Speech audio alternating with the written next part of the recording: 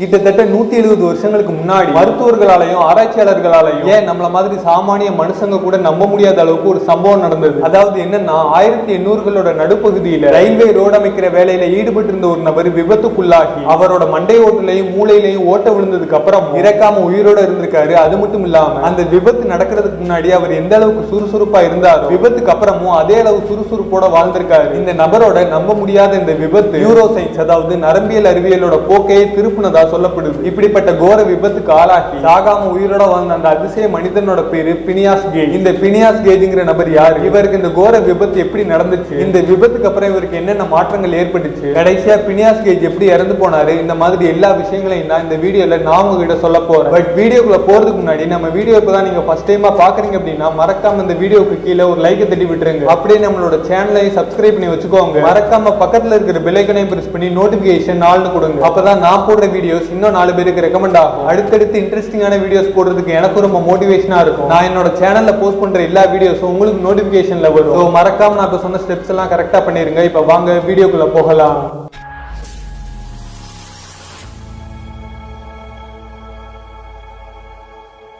1800களோட முற்பகுதியிலையும் நடுப்பகுதியிலையும் இந்த rail road அமைக்கிற வேலைங்கிறது ரொம்பவே ஆபத்தான ஒரு வேலையா இருந்தது. அது மட்டும் இல்லாம 1800களோட தொடக்கத்துல இருந்து யுஎஸ் மாதிரியான நாடுகள்ல தொழில்துறை வளர்ச்சி முழு வீச்சுல நடந்துட்டு இருந்தது. சோ இந்த ரயில் ரோடு அமைக்கிற வேலைங்கிறது அந்த டைம்ல யுஎஸ்ல பல இடங்கள்ல தொடர்ந்து நடந்துட்டு இருந்தது. அது ரயில் ரோடு அமைக்கிறதுக்கான மெஷினரிஸ் கண்டுபிடிக்கப்பட்ட ஆரம்ப காலகட்டங்கிறதால ரயில் ரோட்ஸ் அடிக்கடி புதுப்பிச்சு தொடர்ந்து அப்டேட் பண்ண வேண்டியது இருந்தது. சோ இந்த வேலைகள் எல்லாம் தொடர்ந்து ரொம்ப வேகமா நடந்துட்டு இருந்தது. ஆனா அது தொழில்துறை வளர்ச்சிக்கான ஆரம்ப கால ரயில் ரோடு அமைக்கிறதுக்கான மெஷினரிஸ்லயும் சரி மேனுவலாவும் சரி அந்த வேலையில பாதுகாப்பு இல்லாத உயிருக்கு உத்தரவாதம் இல்லாத ஒரு சூழல் நிலவுச்சு. சோ அந்த டைம்ல ரயில் ரோடு அமைக்கிற வேலையில ஈடுபட்ட ஒருத்தர் ஒவ்வொரு வருஷமும் ஆயிரக்கணக்கான பேர் இறந்து போனாங்க, பல்லாயிரக்கணக்கான பேர் மோசமா காயமடைஞ்சாங்க. இந்த மாதிரி ஒரு ரயில் ரோடு அமைக்கிற வேலையில தான் 1848ல 25 வயது அமெரிக்கரான பினியாஸ் கேஜ் அப்படிங்கிற ஒரு நபரும் ஒர்க் பண்ணிட்டு இருந்தாரு. எங்க அப்படின்னு பாத்தீங்கன்னா யுஎஸ்ல இருக்கிற வெர்மாண்ட் ஸ்டேட்ல உள்ள கேவண்டிஸ் டவுனுக்கு பக்கத்துல தான் ஒரு ரயில் ரோடு அமைக்கிற வேலையில பினியாஸ் கேஜ் ஒரு ஃபோர்மேன் அதாவது ஒரு சூப்பர்வைசரா ஒர்க் பண்ணிட்டு இருந்தாரு. தடையா இருக்கிற பாறைகளை உடைச்சு ரயில் ரோடு அமைக்கிறதுக்காக எக்ஸ்ப்ளோசிவ்ஸோடையும் மெஷினரிஸோடையும் பினியாஸ் கேஜ் தொடர்ந்து வேலை செஞ்சாரு. பினியாஸ் கேஜ் அவர் ஒர்க் பண்ற இடத்துல அவரோட கொலீக்ஸ் கிட்டையும் அவரோட ஹையர் ஆபீசர்ஸ் கிட்டையும் பினியாஸ் கேஜ் ஒரு நல்ல இன்டெலிஜென்ட்டான ஒரு ஹார்ட் ஒர்க்கர் அப்படின்னு சொல்ற அளவுக்கு ஒரு நல்ல பேர் வாங்கி வச்சிருந்தாரு. அது மட்டும் இல்லாம பினியாஸ் கேஜ் அவர் வேலை செய்யற இடத்துல பெரிதும் மதிக்கப்படுற ஒரு நபரா இருந்தார். இப்படி பினியாஸ் கேஜ்ங்கிற 25 வயது இளைஞனோட வாழ்க்கை ரொம்ப ஸ்மூத்தா போயிட்டு இருந்த அந்த காலகட்டத்துல யாருமே கற்பனை செய்ய கூட விரும்பாத ஒரு பயங்கரமான சம்பவம் நடந்தது. சம்பவம் நடந்த நாள் 1848 செப்டம்பர் 13ஆம் தேதி மதிய நேரம் ரைட்ல வேலைகள் நல்லா நடந்துட்டு இருந்தது. மெஷினரிஸும் எக்ஸ்ப்ளோசிவ்ஸும் பிளான் பண்ணபடி பக்காவா ஒர்க் ஆச்சு. அந்த நேரத்துல பினியாஸ் கேஜும் அவரோட டீமும் ஒரு பாறையை செலக்ட் பண்ணி அந்த பாறையை பிளாஸ்ட் பண்றதுக்காக அதோட மேல்புறத்துல துளையிட்டு அந்த துளைக்குள்ள பிளாஸ்டிங் பவரையும் ஃபியூஸையும் செட் பண்ணி அது அந்த பாறையோட துளைக்குள்ளே நல்லா டைட்டா செட் ஆகிறதுக்காக 43 அங்குல நீளமும் 1.25 அங்குல சுற்றளவும் கொண்ட ஒரு இரும்பு கம்பியை வச்சு அந்த பாறையோட துளைக்குள்ள விட்டு நல்லா டைட்டா ஃபிக்ஸ் பண்ணிருக்காங்க. அதாவது அந்த இரும்பு கம்பிங்கிறது ஜாவலின் த்ரோக்கு பயன்படுத்துற ஈட்டி மாதிரி ரொம்ப ஷார்ப்பா இருக்கும் அப்படின்னு சொல்லப்படுது. அந்த இரும்பு கம்பியை டேம்பிங் ராட் அப்படின்னு சொல்றாங்க. அந்த டேம்பிங் ராட வச்சு பிளாஸ்ட் பண்ண போற அந்த பாறையோட ஹோல்குள்ள எக்ஸ்ப்ளோசிவ்ஸோட சேர்த்து நல்லா டைட்டா ஃபிக்ஸ் பண்ணதுக்கு அப்புறமா ஒரு சேஃப்டிக்காக அந்த டேம்பிங் அயன் ராட களிமண்ணால ஃபில் பண்ணணும் அப்படின்னு சொல்லப்படுது. ஆனா அன்னைக்கு பினியாஸ் கேஜும் அவரோட டீமும் அதை பண்ணாம ரொம்ப கேர்லெஸ்ஸா இருந்திருக்காங்க. அது மட்டும் இல்ல பினியாஸ் கேஜ் ரொம்ப கேர்லெஸ்ஸா வெடிக்க போற அந்த பாறைக்கு பக்கத்துல அதுவும் டேம்பிங் ராடுக்கு முன்னாடியே நின்றுக்காரு. அப்படி நின்று இன்னொரு ஒர்க்கர் கிட்ட பேசிட்டு இருக்கும் போது அப்போ எதிர்பாராத விதமா டேம்பிங் அயன் ராட்ல ஒரு ஸ்பார்க் ஏற்பட அந்த தீப்பொறி ஒரு பெரிய வெடிப்பை ஏற்படுத்துச்சு. அப்படி வெடிச்ச வேகத்துல அந்த பாறையில சொருகப்பட்டிருந்த டேம்பிங் ராடு முழு வேகத்துல வெளியேறி பக்கத்திலே நின்று இன்னொரு ஒர்க்கரோட பேசிட்டு இருந்த பினியாஸ் கேஜோட இடது பக்கம் திறந்த வாயில ஏறிச்சு. ஆனா அது அதோட நிக்காம இடது பக்க கண்ணோட பின்புறம் வழியா ஊடுருவி மூளையவும் மண்டோட்டையும் குத்தி கிழிச்சு வெளியேறின அந்த டேம்பிங் அயன் ராட் வெடிப்பு ஏற்பட்ட இடத்துல இருந்து 80 அடி தூரம் தள்ளி போய் விழுந்திருக்கு. இந்த கோர தாக்குதல்ல பினியாஸ் கேஜ் அதே இடத்துல கொலாப்ஸ் ஆகி கீழே விழுந்து வலிப்பு ஏற்பட்டு துடிச்சிருக்காரு. ஆனா அவர் சாகல். இந்த கொடூர விபத்துலயும் உயிரோட இருந்த பினியாஸ் கேஜை பார்த்து அதிர்ச்சி அடைஞ்ச அவரோட கொலி அவசரமா பினியாஸ் கேஜை தூக்கிட்டு போய் மருத்துவமனையில சேர்த்தாங்க. அந்த மருத்துவமனையில டாக்டர் ஜான் மார்டின் ஹார்லோ அப்படிங்கிற ஒரு நபர் மூலமா பினியாஸ் கேஜுக்கு அறுவை சிகிச்சை செய்யப்பட்டு அவரோட உயிர் காப்பாற்றப்பட்டுச்சு. டாக்டர் ஹார்லோவோட ரிப்போர்ட் படி பினியாஸ் கேஜுக்கு நடந்த அந்த கொடூர விபத்துல அவரோட மூளையோட முன்மடல் அதாவது ஃப்ரண்டல் லோப் அப்படின்னு சொல்லுவாங்க. அந்த ஃப்ரண்டல் லோப்ல ஓட்ட விழுந்து ஒரு பெரும் பகுதி அழிக்கப்பட்டிருக்கு அப்படின்னு டாக்டர் டாக்டர் ஹார்லோ சொல்லியிருக்காரு. ஆனாலும் கூட பினியாஸ் கேஜ் ரொம்ப தெளிவா பேசியிருக்காரு. அவரால் அவரோட நண்பர்களையும் கரெக்டா அடையாளம் காண முடிஞ்சு அவங்களோட பெயர்களையும் கரெக்டா சொல்ல முடிஞ்சிருக்கு. அறுவை சிகிச்சை செய்யப்பட்டு மருத்துவமனையில இருந்த சமயத்துல பினியாஸ் கேஜ் ரொம்ப சிரமத்துக்கு உள்ளானதா சொல்லப்படுது. அதாவது பினியாஸ் கேஜோட தலைக்குள்ள காயம் ஏற்பட்ட பகுதிகளில் தொற்று வளர ஆரம்பிச்சிருக்கு. இதனால செப்டம்பர் 23ஆம் தேதியில இருந்து அக்டோபர் 3ஆம் தேதி வரைக்கும் பினியாஸ் கேஜ் அரை மயக்கத்துல இருந்ததா சொல்றாங்க. அதுக்கப்புறமா அக்டோபர் 7ஆம் தேதி தான் பினியாஸ் கேஜால படுக்கையில இருந்து அவரோட முதல் அடியை எடுத்து வைக்க முடிஞ்சிருக்கு. அதுக்கப்புறமா அக்டோபர் 11ஆம் தேதி பினியாஸ் கேஜோட மூளையில இருக்கிற அவரோட அறிவுசார் பகுதி மேம்பட ஆரம்பிச்சிருக்கு. இப்படி தொடர்ச்சியா பினியாஸ் கேஜ் அவருக்கு விபத்து ஏற்பட்ட நாள்ல இருந்து தொடர்ந்து 3 மாதங்களுக்கு மெடிக்கல் கேர்ல இருந்ததுக்கு அப்புறமா தான் பினியாஸ் கேஜ் யூஎஸ்ல இருக்கிற நியூ ஹாம்ப்ஷயர் ஸ்டேட்ல உள்ள அவரோட அப்பா அம்மா வீட்டுக்கு அனுப்பி வைக்கப்பட்டார். அப்படி பினியாஸ் கேஜ் அவரோட அப்பா அம்மா வீட்டுக்கு போய் கிட்டத்தட்ட 1 வருஷம் கழிச்சு பினியாஸ் கேஜ் எப்படி இருக்காரு, அவரோட ஹெல்த் கண்டிஷன் எல்லாம் எப்படி இருக்குங்கிறத செக் பண்றதுக்காக டாக்டர் ஹார்லோ பினியாஸ் கேஜோட வீட்டுக்கு போய் அவர் நேர்ல பார்த்திருக்காரு. அப்படி நேர்ல போய் பார்க்கும்போது தான் தெரிய வந்திருக்கு பினியாஸ் கேஜ் விபத்துக்குள்ளாகி தொடர்ந்து 3 மாதங்கள் மெடிக்கல் கேர்ல இருந்துட்டு அவரோட அப்பா அம்மா வீட்டுக்கு போன சில நாட்கள்ல பினியாஸ் கேஜுக்கு அவரோட இடது பக்க கண்ணுக்கு பின்னாடி அந்த டேம்பிங் அயன் ராட் ஊடுருவி போன இடத்துல தொற்று ஏற்பட்டு வளர ஆரம்பிச்சிருக்கு. இதனால பினியாஸ் கேஜுக்கு அவரோட இடது பக்க கண் பார்வை பறிபோனதும் ரோசிஸ் அப்படிங்கிற ஒரு கண்டிஷன் ஏற்பட்டு அவரோட இடது பக்க கண்ணிமை பெர்மனண்டா தொங்க ஆரம்பிச்சதும் பினியாஸ் கேஜ் நேர்ல போய் மீட் பண்ணதுக்கு அப்புறமா தான் டாக்டர் ஹார்லோவுக்கு தெரிய வந்திருக்கு. அது மட்டும் இல்ல பினியாஸ் கேஜோட நடத்தையில ஒரு மிகப்பெரிய மாற்றம் ஏற்பட்டதா அவரோட பேரண்ட்ஸும் ஃப்ரெண்ட்ஸும் டாக்டர் ஹார்லோ கிட்ட சொல்லியிருக்காங்க. அதாவது விபத்துக்கு முன்னாடி வரைக்கும் பினியாஸ் கேஜ் ரொம்ப அமைதியா கனிவா இனிமையா பேசக்கூடிய ரொம்பவே சாந்தமான ஒரு நபரா இருந்திருக்காரு. வருங்காலத்துல அவரோட முன்னேற்றத்திற்காக நல்ல திட்டங்களை தீட்டி வச்சிருக்கக்கூடிய கடின உழைப்பாளியாகவும் இருந்திருக்காரு. ஆனா விபத்துக்கு அப்புறமா பினியாஸ் கேஜ் அவரோட சோசியல் கான்டாக்ட கொஞ்சம் கொஞ்சமா கம்மி பண்ண ஆரம்பிச்சிருக்காரு. கனிவா இனிமையா பேசிட்டு இருந்த ஒரு 25 வயசு பையன் விபத்துக்கு அப்புறமா எதுக்கு எடுத்தாலும் எரிஞ்சு விழுறதும் தேவையில்லாம அடிக்கடி கோவப்படுறதும் அவதூறான வார்த்தைகளை பயன்படுத்துறதுமா இருந்திருக்காரு. இதை கேள்விப்பட்டதுக்கு அப்புறமா தான் விபத்துல பினியாஸ் கேஜோட மூளையில ஃப்ரண்டல் லோப் பெரும்பகுதி அழிக்கப்பட்டதுக்கும் அவரோட நடத்தை மாறுதலுக்கும் சம்பந்தம் இருக்குங்கிறத டாக்டர் ஹார்லோ புரிஞ்சுக்கிட்டாரு. அது மட்டும் இல்ல பினியாஸ் கேஜுக்கு பணத்தை எண்ணுறதுலயும் அப்படி என்னென்ன தொகையை ஞாபகம் வச்சுக்கிறதுலயும் சிரமம் இருக்குன்னு மற்றபடி அவரோட ஞாபக சக்தியிலையும் கற்றல் திறன்லையும் அப்புறம் அவரோட தொழில் சார்ந்த விஷயங்களையும் எந்த ஒரு சிரமமோ இல்ல குறைபாடோ பினியாஸ் கேஜ் கிட்ட இல்ல அப்படின்னு டாக்டர் ஹார்லோ அவரோட ஆய்வுகள் மூலமா தெரிஞ்சுக்கிட்டாரு. ஆனா என்னதான் முன்னாடி மாதிரி பினியாஸ் கேஜால பேச முடிஞ்சாலும் நடக்க முடிஞ்சாலும் எந்த ஒரு வேலைகளையும் சிரமம் இல்லாம செய்ய முடிஞ்சாலும் கூட பினியாஸ் கேஜுக்கு அவருக்கு ஏற்பட்ட விபத்தின் காரணமா பினியாஸ் கேஜால அவரோட ரயில் ரோடு அமைக்கிற வேலையை தொடர முடியாம போச்சு.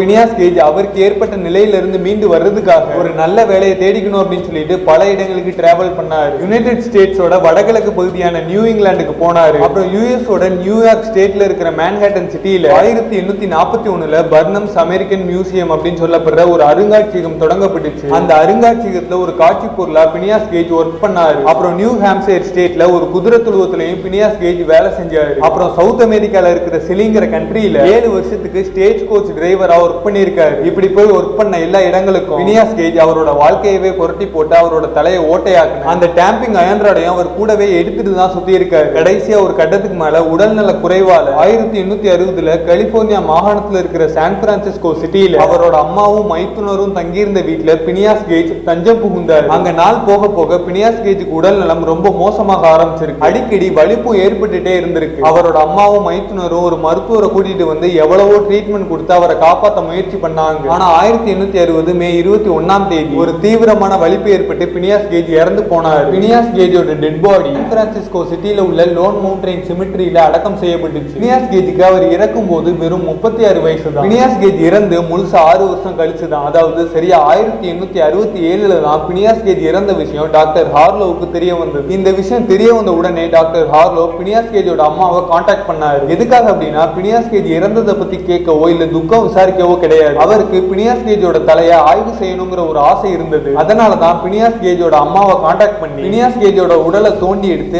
ஆராய்ச்சிக்காக அவரோட மண்டோட்டை மட்டும் நான் எடுத்துக்கிட்டுமா அப்படின்னு கேட்டிருக்காரு. அதுக்கு பினியாஸ் கேஜோட அம்மா சரி எடுத்துக்கோங்க அப்படின்னு சொல்லி டாக்டர் ஹார்லோவுக்கு பெர்மிஷனும் கொடுத்திருக்காங்க. சரியா 1867ல டாக்டர் ஹார்லோ மூலமா பினியாஸ் கேஜோட உடல் தோண்டி எடுக்கப்பட்டு அவரோட மண்டை ஓடு ஆராய்ச்சிக்காக எடுக்கப்பட்டுச்சு. அது மட்டும் இல்ல பினியாஸ் கேஜோட தலையை ஓட்டையாக்குன அந்த டேம்பிங் அயன் ராடை டாக்டர் ஹார்லோ அவரோட ஆய்வுக்காக கேட்டு வாங்கியிருக்காரு. டாக்டர் ஹார்லோ அவரோட ஆய்வு முடிச்சதுக்கு அப்புறமா பினியாஸ் கேஜோட மண்டை ஓட்டையும் அந்த டேம்பிங் அயன் ராடையும் ஹார்வர்ட் யூனிவர்சிட்டியோட வாரன் அனாட்டமிக்கல் மியூசியம் கிட்ட கொடுத்துட்டாரு. இன்னைக்கும் நீங்க அந்த மியூசியத்துக்கு போனீங்க அப்படின்னா பினியாஸ் கேஜோட மண்டை ஓட்டையும் அந்த டேம்பிங் அயன் ராடையும் உங்களால பார்க்க முடியும். பினியாஸ் கேஜோட கேஸ் நியூரோ சயின்ஸ், அதாவது நரம்பியல் அறிவியலுக்கு ஏன் ரொம்ப முக்கியமான கேஸ் அப்படின்னா பினியாஸ் கேஜுக்கு இந்த மாதிரி ஒரு விபத்து நடக்கிறதுக்கு முன்னாடி வரைக்கும் நியூரோ சயின்ஸ் ஆராய்ச்சியாளர்கள் ஆராய்ச்சியாளர்கள் பல பேருக்கு மனித மூளையோட ஃப்ரண்டல் லோபுக்கும் மனிதனோட குணாதிசயங்களுக்கும் தொடர்பு இருக்காங்கிற கேள்விக்கு நிறைய குழப்பமான பதில்கள் இருந்தது, எதிர்மறையான கருத்துக்களும் இருந்தது. ஆனா இந்த பினியாஸ் கேஜோட கேஸ் ஆய்வு செஞ்சதுக்கு அப்புறம் ஆமா, மனித மூளையோட ஃப்ரண்டல் லோபுக்கும் அந்த மனிதனோட குணாதிசயங்களுக்கும் சம்பந்தம் இருக்குன்னு, மனித மூளையோட ஃப்ரண்டல் லோப் மனிதனோட ஆளுமையை தீர்மானிக்கிறதுல ஒரு முக்கியமான வேலையை செய்துன்னு ஆராய்ச்சியாளர்கள் கண்டுபிடிச்சாங்க. 1994 நியூரோ இமேஜிங் டெக்னிக்ஸை பயன்படுத்தி பினியாஸ் கேஜோட மண்டை ஓட்டை ரீகன்ஸ்ட்ரக்ட் பண்ணி பார்க்கும்போது பினியாஸ் கேஜுக்கு நடந்த விபத்துல அவர் மூளையோட இடது பக்கம் அப்புறம் வலது பக்கம் இந்த ரெண்டு பக்கங்களையும் உள்ள ப்ரீஃப்ரண்டல் கார்டெக்ஸ் பயங்கரமா டேமேஜ் ஆயிருக்கு அப்படிங்கிற மாதிரி கண்டுபிடிச்சாங்க. அதுக்கப்புறமா 2004 3 டைமென்ஷனல் கம்ப்யூட்டர் எய்டட் ரீகன்ஸ்ட்ரக்ஷன் அப்படிங்கிற டெக்னிக்கை வச்சு பினியாஸ் கேஜோட ஸ்கல்ல மறுபடியும் ரீகன்ஸ்ட்ரக்ட் பண்ணி பார்க்கும்போது மூளையோட லெஃப்ட் ப்ரீஃப்ரண்டல் லோப் மட்டும் தான் பயங்கரமா சேதமாயிருக்கு அப்படிங்கிற மாதிரி கண்டுபிடிச்சாங்க. அப்புறம் 2012 பினியாஸ் கேஜுக்கு ஏற்பட்ட விபத்துல அவர் மூளையோட ஃப்ரண்டல் லோப் 11% அழிக்கப்பட்டிருக்கு அப்படின்னு, அப்புறம் செரிபிரல் கார்டெக்ஸ் அதாவது பெருமூளை புரணி 4% வரைக்கும் அழிக்கப்பட்டிருக்கு அப்படின்னு கண்டுபிடிச்சாங்க. நல்ல வேளையா பினியாஸ் கேஜுக்கு அவர் மூளையோட ஃப்ரண்டல் லோப்ல அடிபட்டதுனால மட்டும் அவரால் உயிரோட இருக்க முடிஞ்சது அப்படின்னு, இதுவே கொஞ்சம் டில்ட் ஆகி அந்த டேம்பிங் அயன் ராட் வேற எங்கேயாவது ஏறி இருந்தது அப்படின்னா விபத்து நடந்த அந்த ஸ்பாட்லயே பினியாஸ் கேஜோட உயிர் போயிருக்கும் அப்படின்னு ஆராய்ச்சியாளர்கள் சொல்றாங்க.